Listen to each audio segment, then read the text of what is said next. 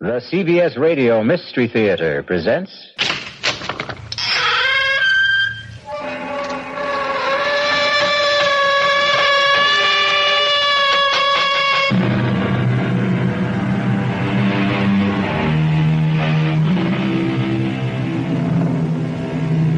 Come in.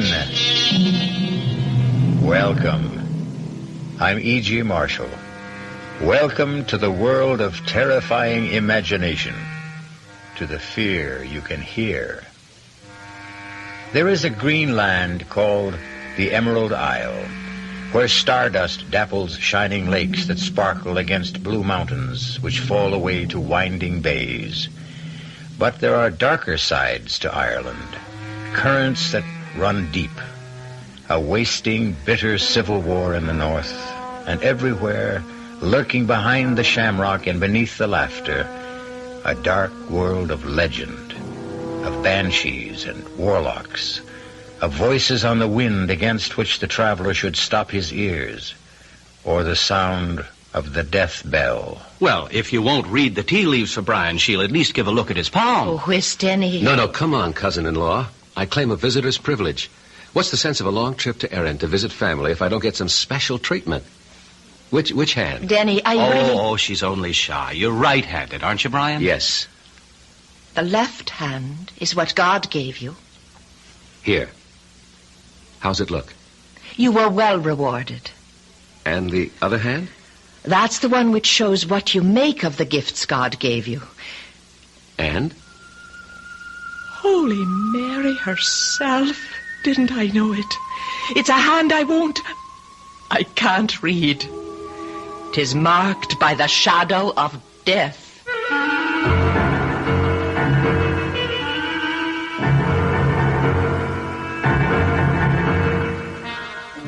Our mystery drama, The Death Bell, was written especially for the Mystery Theater by Ian Martin and stars Michael Tolan.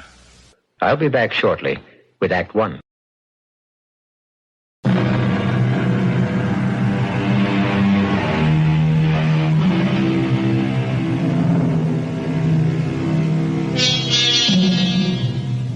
Since time immemorial, man has sought to trace the future in the lines of the palm. Can it be read there?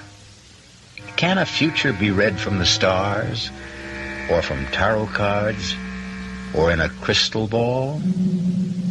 The best answer always is, if you truly believe. As in spite of herself, it would appear that Sheila Doyle does.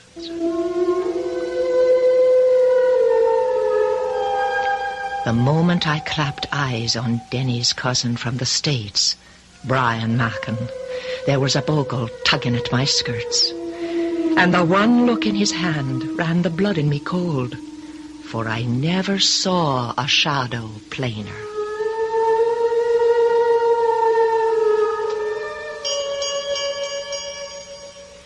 Brian? Oh, yes, Denny. Well, what are you doing over by the window? I'm trying to see where that bell came from. What bell? It's been ringing ever since you went up with Sheila, don't you? Well, that's funny. What? It stopped. You didn't hear it? Nope. Well, maybe you're just used to it. Don't you have some kind of a bell around here? Well, the church? No, not a church bell. Something much smaller, like, on an animal, maybe. Well, there aren't any animals around. Oh, well, maybe I'm just hearing things after that scare Sheila threw into me. Oh, look, Brian, I'm sorry about that. Sheila's as level-headed as they come about everything except some of the old country superstitions. She wasn't kidding, you know. She really believes in a lot of this. Well, forget it, Denny. I'm not worried about me. I was only concerned about Sheila. She looked all shook up. Oh, she was embarrassed. I think she felt she'd made a fool of herself. I don't think she'll be able to face you again tonight, but by morning she'll cook you a breakfast that'll stick to your ribs. You are going to stay, huh? Oh, I can take the car and run down to the local inn. No, sir, not on your life. My cousin comes all the way from the States. I don't let you get away till we do some catching up. Catching up? Yes. I want to hear all about your wife. My wife? Yes. Sheila and I are so sorry she didn't come along with you. She She wasn't feeling herself at the last moment. Yes, I know, so you said. You see, this isn't so much a trip. It's more a sort of pilgrimage. A what? I want to find Carrie Kleiner. I want to see it for myself. If it exists. What do you mean? Well, Brian, I always understood it was just a family legend. You mean to say you've been here in Ireland now for 3 years and you haven't tried to look it up? Man, it's near 250 miles from here, and I haven't a car. Anyways, it wasn't my side of the family. Well, it was mine. Or should have been. At the very least from my mother's side. You know that. Well, I honestly don't. All I know is that my mother used to ramble on when she got older about how there was royalty in the blood somewhere far back and the ancestors lived in a castle in the north. Carrig Kleiner. It was a castle. Huh? The Carrigs were said to be in the direct line of descent from Brian Boru himself. And it was a family custom to name the residence for the family name and for the wife who reigned over it. My great-great-grandmother, Kleiner, was married to the last of the line, Lord Carrig. Your great-great-grandfather? That's one of the things I'd like to find out. See, I think he was. You think? Lord Carrig didn't. He killed Kleiner and threw the man he said was her lover from the balcony over the sea to be smashed to death on the rocks below. And he sent my great-grandfather to be brought up by his wife's family, the Mackens. Your great-grandfather? You mean Carrig's son? He refused to recognize him. Claimed he was illegitimate. I see. Well, now, look. Looking for an old lost castle is as good a way as any of spending a vacation. You'll get a chance to see a good bit of Ireland on the way. Now, come on. Let's go get your bag out of the car, and I'll show you to your room.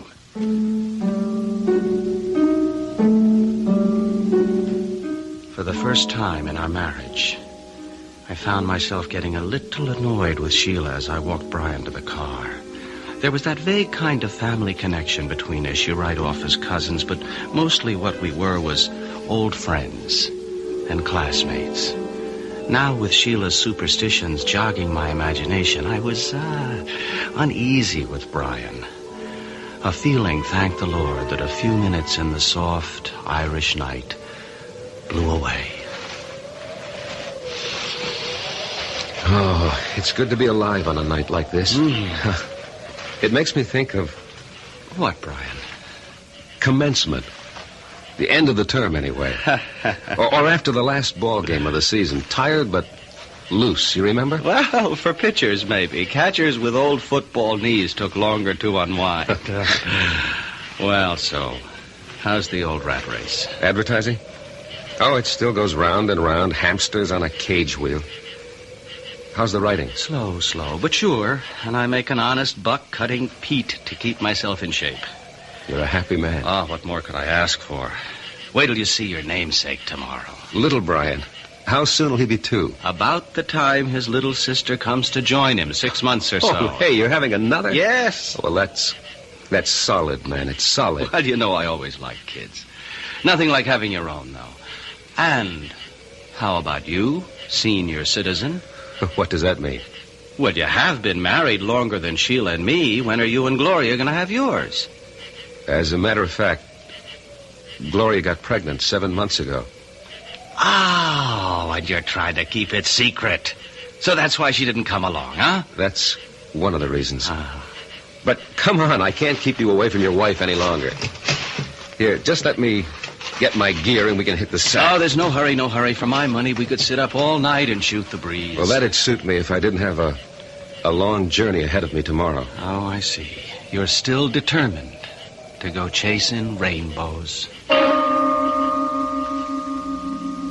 I heard the door close when they left the house and had gone to the window to watch Denny and Brian talk at the car. I couldn't hear the words, but at least Brian's arms slung around Denny's shoulder eased my mind enough to make me go to bed.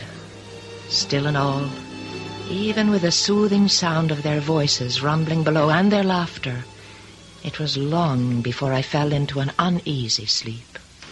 Oh, Denny? Oh, I'm sorry. Shh, Sheila, shh. Darling, go to sleep. It's all right. I was half on to waking.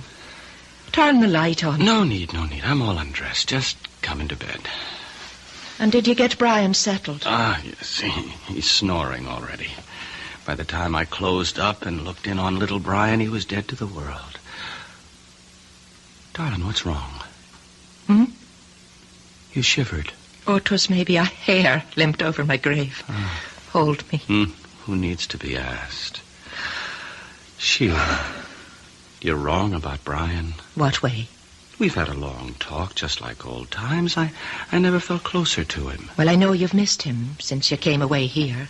We were always more like brothers than cousins. Well, I'm not saying he isn't tense and all wound up, but that's old stuff to me, Akushla. Oh, you're making to be a real Irishman again. Well, next to you because of you, and grateful I am. Are you for real, Danny? Don't you know? Oh, Sheila, I used to be all tied up in knots like Brian, and that's all it is, you see.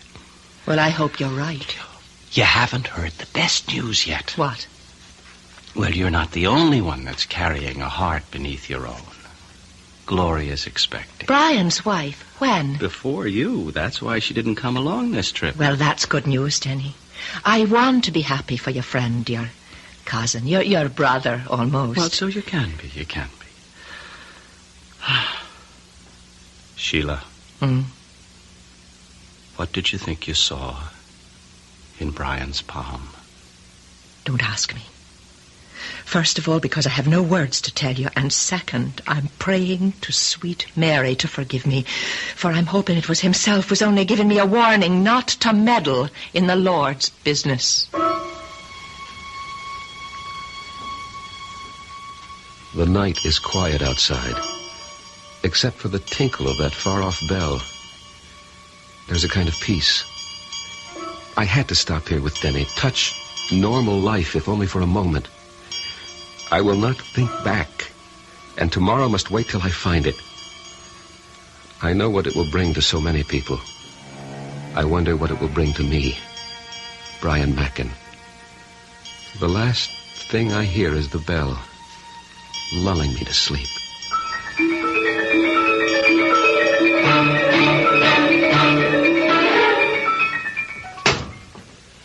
Well, that does it. All set for the road. Oh, I wish you didn't have to go so soon. So do I. Will you stop by then to see us on your way back? I don't know if I'll be coming this way, Sheila. Oh, try to make it. And Brian. Yes? The farther north you get, particularly beyond Sligo, hug the coastline all the way. Please, don't go near the border. Ulster, you mean? There's still a lot of trouble. I wish you'd forget the whole thing. Except I won't. Well, man, it's like looking for a needle in a haystack. And if there ever was a Carrickclana, it's probably nothing but ruins by now. If there ever was one, I'll find it. And I think I will. And if you should, what would it prove? I don't know. Goodbye, Brian. Come again. I'll try. Bye, Denny, old pal. I'll only say au revoir. And it's glad I am to have met you, and forgive me for last night. The gypsy's warning? I don't know what came over me. Think nothing of it. Well, so long, chum, and drive carefully. I hope you had a good night's sleep. With the good company and the good air, what else? Even the little bell I finally got used to. And off I went like a log. So here goes. Hail and farewell.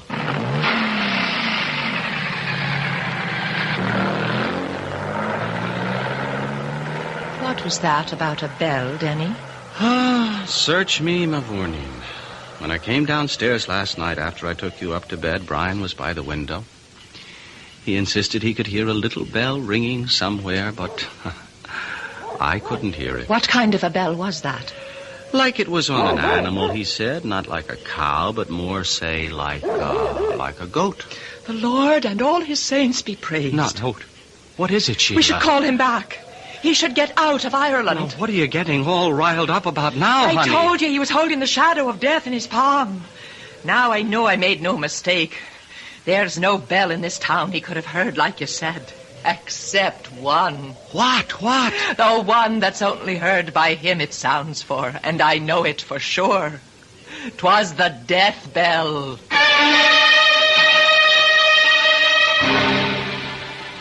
Ole, 'tis dark, and I heard the death bell, and I dare not go out for gold or for fee. So runs the old Gaelic folk belief, that death sounds the warning of his coming by a ringing in the ears. Is Brian Mackin really marked for death? And if so, how soon? And how? We will return shortly with Act 2.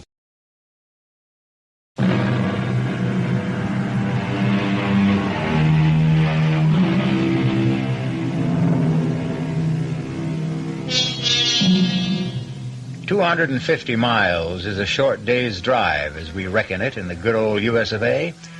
But through the length of Ireland, stopping more and more in the last 50 miles to ask the still unanswered question, do you know of a castle in these parts called Carrickclena? It's a long, long trip that at last has brought Brian Mackin to a little bridge across a valley stream. Stopping there to eat the lunch Sheila put up for him before he left, he has scarcely finished it as twilight falls. Then, as he dozes for a moment, back against a tree... What? Pull him up!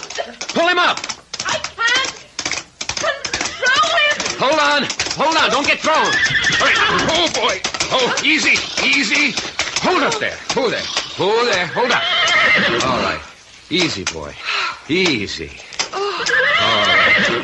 All right. Are you all right, ma'am? Yes, and I'm much beholden to you, sir. Oh, it's my pleasure.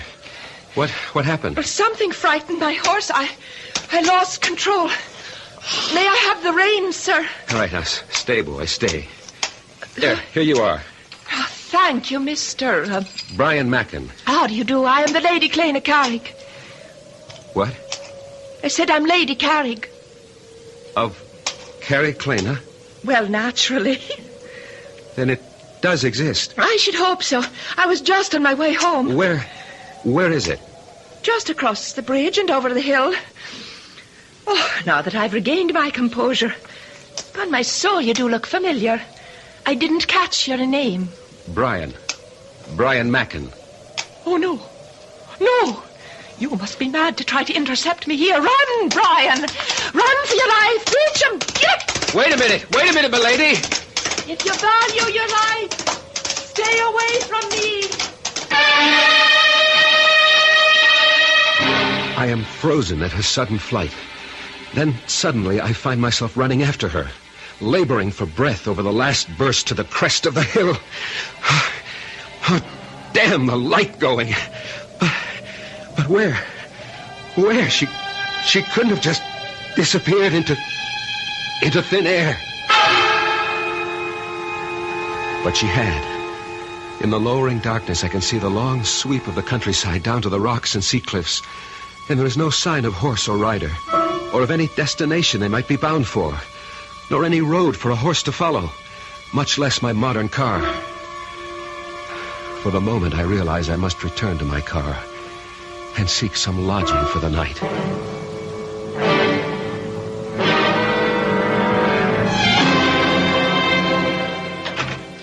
Danny, is that you? Well, who else were you expecting, Sheila? Oh, darling, I'm that glad to see you. Ah. It's late you are. Oh, we cut a few extra squares tonight as long as the light was with us. Here, what is it, little bird? You're all aflutter. It's Brian's on my mind. Oh, you'll laugh at me again, I suppose. But as I was laying our little one down with the sun just gone over the hill, I thought I heard him calling, Clena, Clena. Oh, now, Sheila, what's got into you? I wish I knew. I only know somehow we should never have let Brian go off for the north. Something terrible is going to happen to him. And if there is, what could we do to stop it? Well, we should try. Would you have me follow him on Shank's mare? How fast do you think I could walk it? Well, you could borrow the McFadden's car or Seamus' motorcycle. And if I did, where would I head for? Oh, don't fault me, darling, or make me the fool. It's just a feeling comes over me and I can't help it. I want to be wrong. I hope I'm wrong. Sheila, now please, stop worrying about Brian. If anyone ever knew how to take care of himself, that's the guy. I said it with authority because I meant it, or I thought I meant it. Or I tried to mean it because I wanted to reassure Sheila. The truth is, I was shaken again. I'd been 3 years living in Ireland, long enough to fall under all of her spells, even the black ones. And I'd have given anything to know where Brian was at that moment. And what he was doing.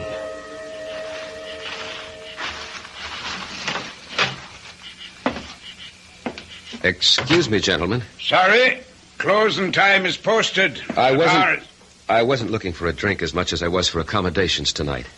Well, now, as to that... I'm willing to pay well for it. An American, is it? Well, for that much, I suppose we could be after finding your room and a bite to sup. And perhaps a little information? We're not for doing much talking around these parts, in particular to strangers. What would you want to know? Well, something very simple, I hope. Would either of you know where I could find a place called Carrie Klena? Carrie Klena? Wish now. What would be after bringing her to these parts looking for the likes of Carrie Klena? Well, too late this afternoon, only a dim hope of finding it after all these years. For private reasons. Oh, and what would the private reasons be? Family ones. My great-grandfather was born there. Was he now? And what was it that late this afternoon gave you the good hope of finding Carrie Klena? I ran into someone who lives there. Who lives there? Paddy? Will you hold your tongue, Mick? And who would you have met that said they was from the castle? A very beautiful woman. A girl, actually, who said she was the Lady Klena Carrig. Oh, the Lord and his saints preserve us. The Lady Klena? Where was this then? Oh, about 5 miles or so north of here.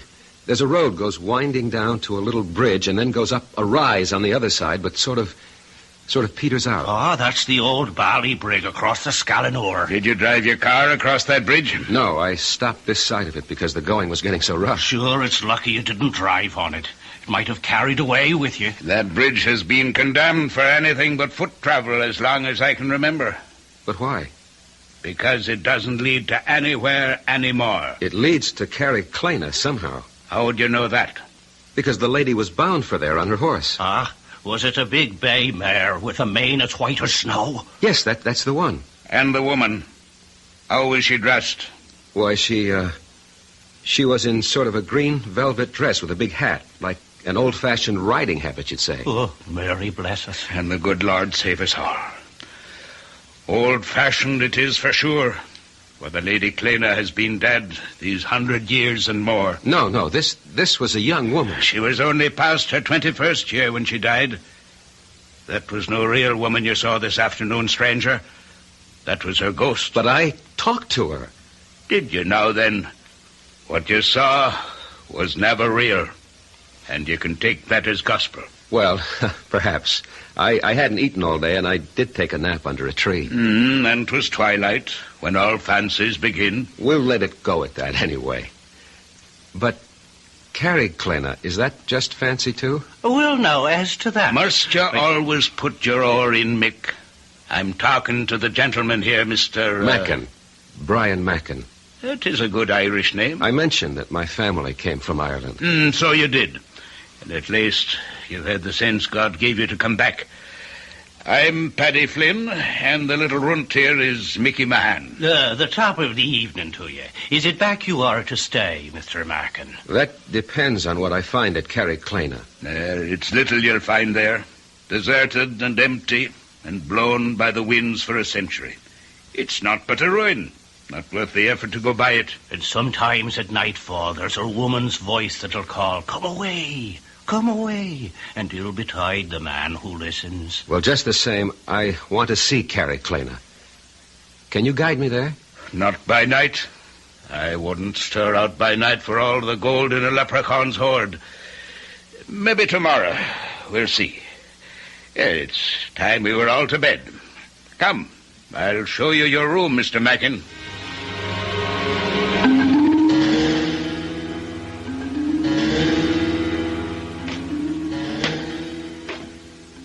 Do you think he's from the police? I don't think so, but I'm taking the chances. Sure, and what are you doing there? I'm making Mr. Mackin a little nightcap, as he requested. Only it will be a little stronger than he expected. How is that, Paddy? Sure, I'm giving him a little extra dividend. Your namesake, as you might say. Who will that be at all? Mickey Finn. I never heard tell of him. Well, now, that's because he emigrated to Chicago, USA, long before your time and mine. But he gave his name to what's in this little bottle here. Well, looks like no more than bog water. It'll make you sleep a deal sounder. Now then, you'll take this drink up to him, whilst I go arrange for the truck. It is a good thing we have a full moon to work with this night. To work? Isn't it obvious the guns are no longer safe at Carriclana? We'll have to have them up and away over the border by morning, before our American gets to nosing about. We're not going by the castle by the dead of night. How else? But she'll be walking again by the full moon. You heard Mr. Mackin saw her abroad and scarce before dark. What kind of soldier are you, Mick, that starts at shadows? Now, let's have no more nonsense out of you. And away up with the drink to Mr. Mackin.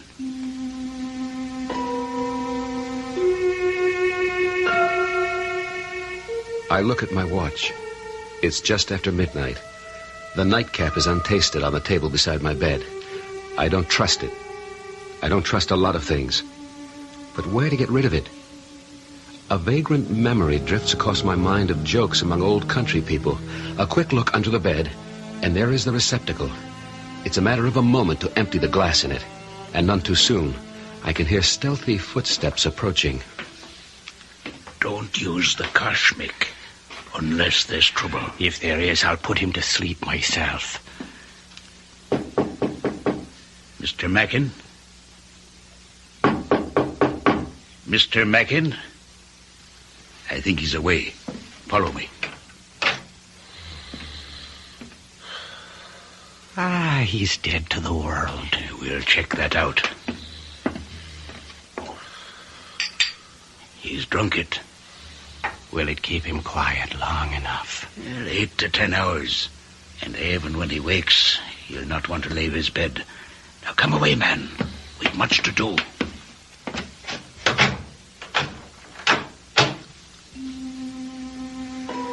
Lying on my bed, snoring, pretending to be asleep, I have listened to everything. But the fall of that heavy lock tells me once and for all, I am a prisoner. But as I wait for them to leave the house, I know that nothing will keep me from Carriclana. I have an appointment there that's been waiting 100 years. And even now, in the still of the night, I can hear the far-off tinkle of that bell and a voice crying. Come away, Brian! Come away back to Carriclana!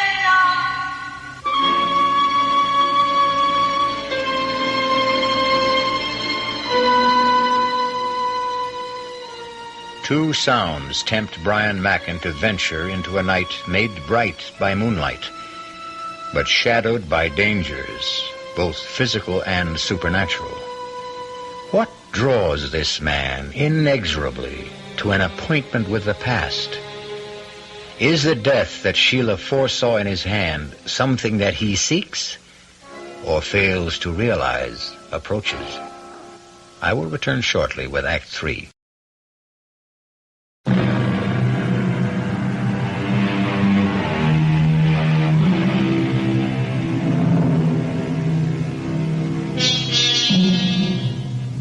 What is this man, Brian Mackin? 28, successful advertising man. What drives him to leave his wife in the 7th month of their first child to make a confessed pilgrimage into the distant past, to a land foreign to him in every way except by extraction, generations back? Where is he headed, and why? I stand by the window, carefully on the side where the moonlight cannot cast my shadow, and watch the courtyard of the inn below. A small truck like a weapons carrier is there, and Paddy and Mick climb into it. In a moment it is gone to a destination I can only guess. By the time I am out the window, clambering to the courtyard and into my car, there is no hope of following, particularly when I find my distributor cap gone and my car useless. It's a long, agonizing walk for 5 miles, even on a moonlit night. And by the time I have crossed the bridge and climbed to the ridge above, I am at the ragged edge of exhaustion. But there is a reward. Far below, against the restless sea, there are pinpoints of light that move. I am near the end of my pilgrimage, and the bell is sounding again.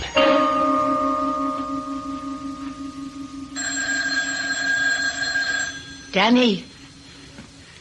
Danny. Oh, what is it, Sheila? The phone, it's ringing. Well, what time is it? It's 3:30 in the morning. Well, who could be calling us now? I don't know. I have been lying here awake, afraid that something was about to happen. Will you go down now and answer it, or shall I? All right. I'm on my way, but who? It's Brian. Or something about him. And whatever it is, no bell that rings in the night brings anything but ill luck.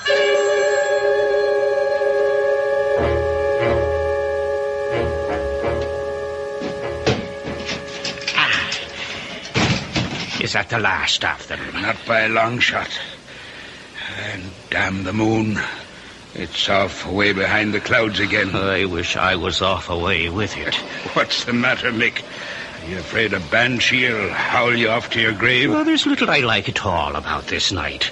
We're all stretching our necks across the gibbet one way or t'other. Well, the sooner we deliver these guns over the border, the safer we'll be. I wish now I'd stood away with the ship that delivered them 3 days ago, and I'd be out of this in the way home. Well, you didn't. So let's have at it and get them away from the storehouse before... Wait a minute. What is it? By the ridge there. The silhouette of a man. Let's get the truck away and hidden around to the seaward side. Hey, you take it. Give me that cush of yours, and I'll handle whatever comes this way.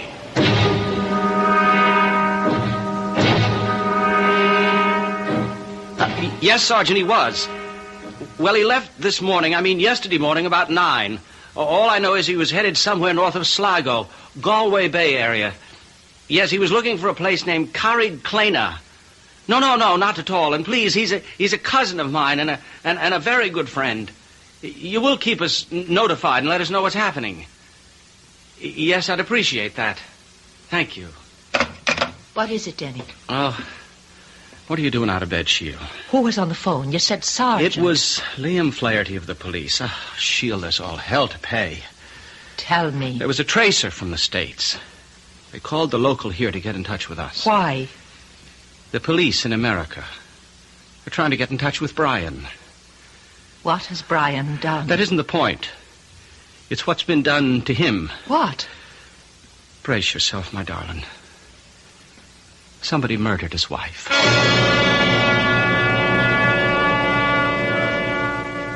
A moment ago, on my way down the hill, I could see Carrig Clena full in the moon. What do they mean it's a ruin? It was just as I pictured it. Turrets, mullioned windows with diamond-shaped glass panes, great oak doors, and ivied granite. Now, with the moon hidden, its silhouette looms over me, reaching out to me as I come home at... Oh, cool. You didn't have to hit him so hard. I wasn't taking any chances with Mr. Mackin this time. Ah, is that who it is?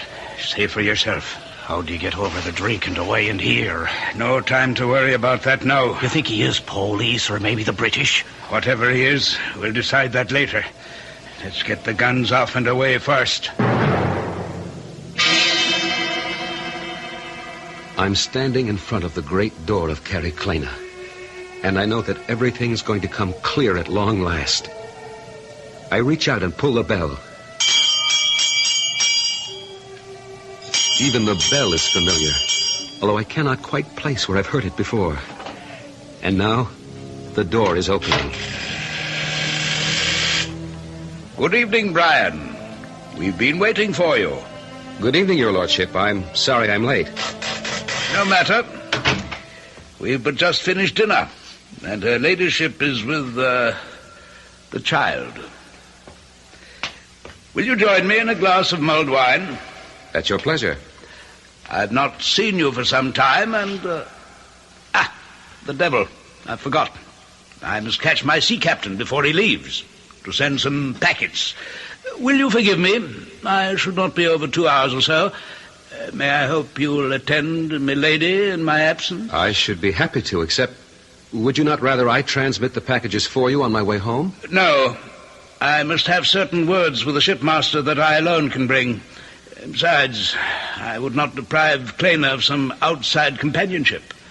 We're so isolated here, it would be cruel to deny her a new face to brighten her solitude. The hour is late. Perhaps it would be better... No, I won't hear of it. You shall be our guest for the night, and I shall be back post-haste. I'll try to make it in as close to 2 hours as possible. Meanwhile, make yourself completely at home. I am in a dream, I suppose. For by my host's clothes, the speech, a calendar I find on the wall, I am back in the past over 100 years. But more important, I am within the walls of Carrig Clena, and the riddle of my whole life, I feel, is near to being solved. When Lord Carrig leaves, I am too impatient to wait for my answers. So I climb the great staircase to Clena's bedroom and knock on the door. Who is it? Brian.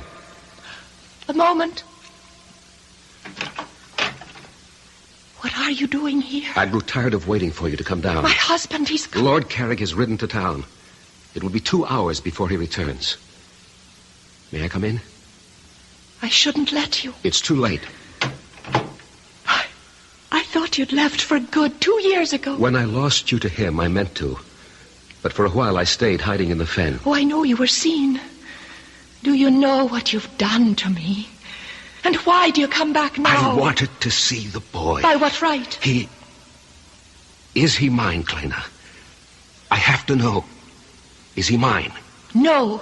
You called him by my name. It was a foolish choice. Why? Because I loved you. And now?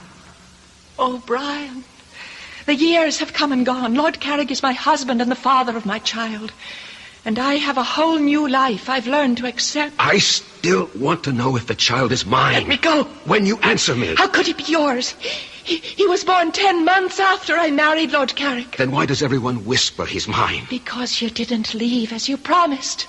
Why didn't you take yourself right out of my life? But there was nothing between us after your marriage. We know that, but no one else believes it.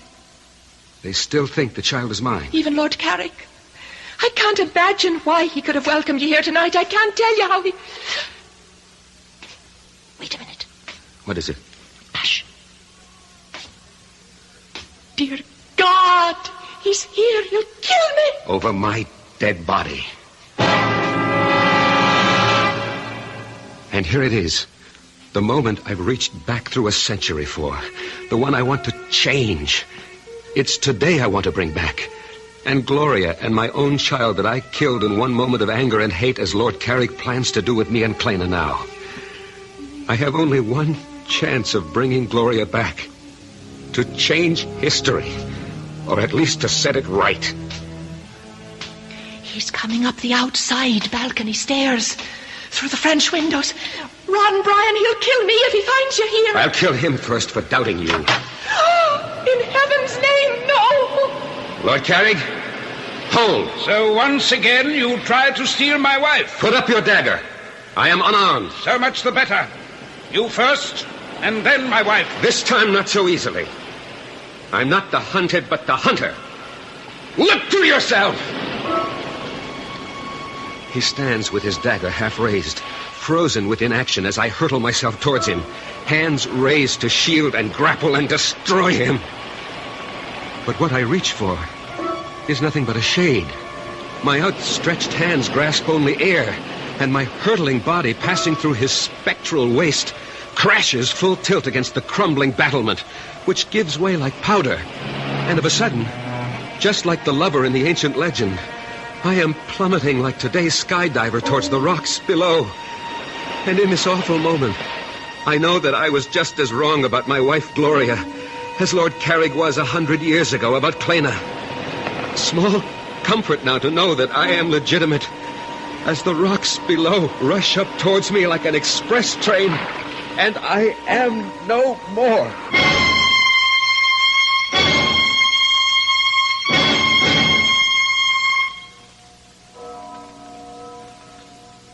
Are you ready, Sheila? In a moment. What is it, darling? But bell, I don't know if I ever want to hear a bell in my life again. That's only the church bell. We didn't ever hear the other one. What happened to him, Denny? Oh, I'd have to be God to answer that. He snapped. The way a lot of us do when life spins us around too fast and curdles our brains. Why do you think I ran away from it all and came here to find peace? Brian really killed Gloria. He'd had a nervous breakdown 2 months ago. He escaped from the sanitarium. His obsession about paternity had put him there, and Gloria was asking for a divorce.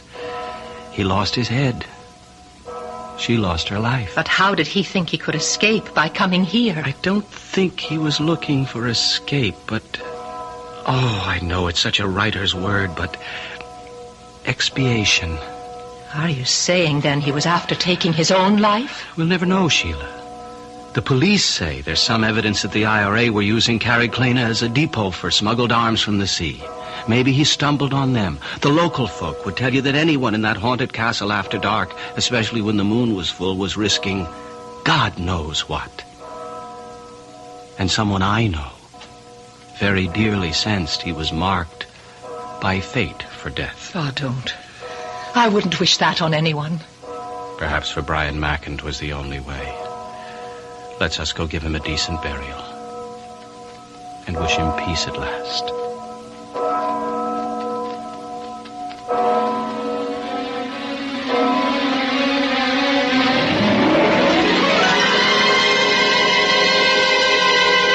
A strange tale. A tortured man who borrowed a century-old sorrow and carried it on his back like the old man of the sea. Small wonder he broke eventually under the senseless strain and ran amok. A man to be censured, but also to be pitied. A man for whom the death bell sounded. Let his epitaph be John Donne's, lest you stop to criticize too harshly. Ask not for whom the bell tolls. It tolls for thee. I'll be back shortly.